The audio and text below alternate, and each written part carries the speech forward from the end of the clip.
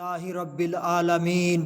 والعاقبۃ للمتقین والصلاۃ والسلام علی سید الانبیاء والمرسلین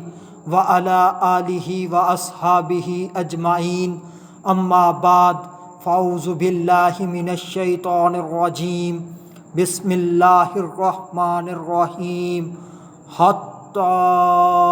زرتم المقابر صدق اللہ العظیم، یہاں تک کہ تم نے قبروں کا منہ دیکھا۔ متقی مومن کی قبر درود پاک کی فضیلت۔ جو روز جمعہ مجھ پر 80 مرتبہ درود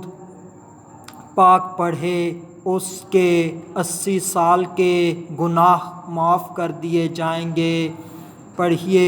الصلاۃ والسلام علیک یا سیدی یا رسول اللہ، الصلاۃ والسلام علیک یا سیدی یا حبیب اللہ، الصلاۃ والسلام علیک یا سیدی یا محمد الرسول اللہ صلی اللہ علیہ وآلہ وسلم۔ صلو علی الحبیب صلی اللہ تعالی علی محمد۔ آپ سبھی حضرات کا کبھی نہ کبھی تو قبرستان جانے کا اتفاق ہوا ہوگا۔ دن کے وقت بھی اگر قبرستان جائیں تو وہاں پر وحشت سی محسوس ہوتی ہے اور خوب سناٹا ہوتا ہے، جو ہمیں پیغام دیتا ہے کہ ایک نہ ایک دن ہم نے یہاں پر آنا ہے اور اس مٹی کے نیچے سمانا ہے۔ بظاہر اوپر سے نظر آنے والی مٹی کی ڈھیریاں یہ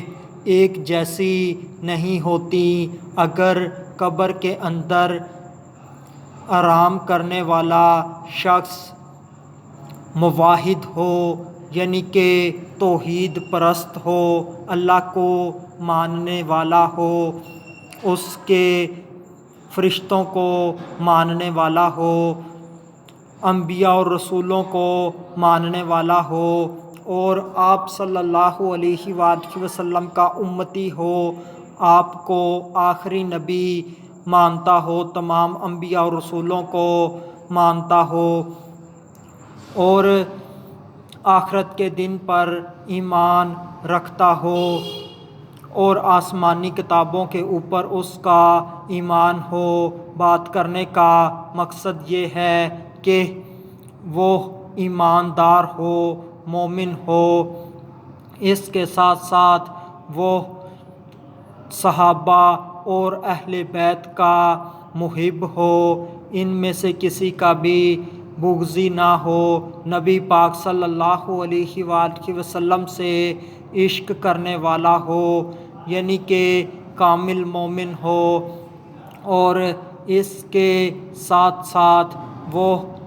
حقوق اللہ بھی ادا کرنے والا ہو، جیسے کہ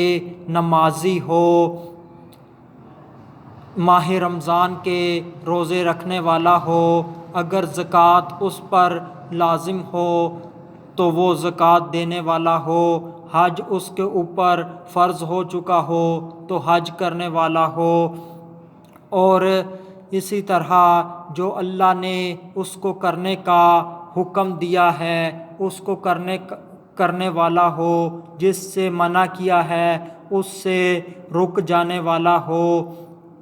حقوق اللہ کے ساتھ ساتھ حقوق العباد کا بھی پابند ہو، یعنی کہ والدین کے ساتھ حسن سلوک کرنے والا ہو، بہن بھائیوں کے ساتھ حسن سلوک کرنے والا ہو، ہمسایوں کے ساتھ، اساتذہ کے ساتھ حسن سلوک کرنے والا ہو، تو ایسا شخص، اور اس کے ساتھ ساتھ اپنی ذات کو دین اسلام کے مطابق ڈھالنے والا ہو، یعنی کہ سنتوں کا پابند ہو،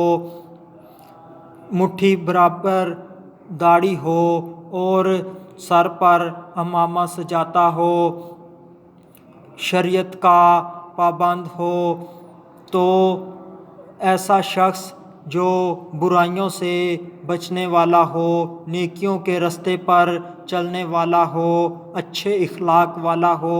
اگر اللہ پاک ایسے شخص پر اپنا رحم اور کرم فرمائے گا تو اللہ پاک اس کی قبر کو، جو بظاہر ایک مٹی کا ڈھیر باہر سے نظر آتی ہے، تو اس کی قبر کو اللہ جنت کے باغوں میں سے ایک باغ بنا دے گا، اس کو جنتی لباس اللہ پاک پہنائے گا، اور اس کی قبر کے اندر جنت کی کھڑکی کھول دی جائے گی، اس کی قبر میں جنت کی ہوائیں چلیں گی، اور اس کی قبر تا حد نگاہ وسیع کر دی جائے گی۔ یہ ہے متقی مومن کی قبر کا حال، جو دنیا کے اندر اللہ تبارک و تعالی اور اس کے رسول کی اطاعت و فرما برداری کرتا ہے، اسے قبر میں ایسا اجر ملتا ہے۔ آخر میں اللہ تبارک و تعالی سے دعا ہے کہ اللہ تبارک و تعالی ہمیں نیکیاں کرنے کی توفیق عطا فرمائے، ہمیں صحیح العقیدہ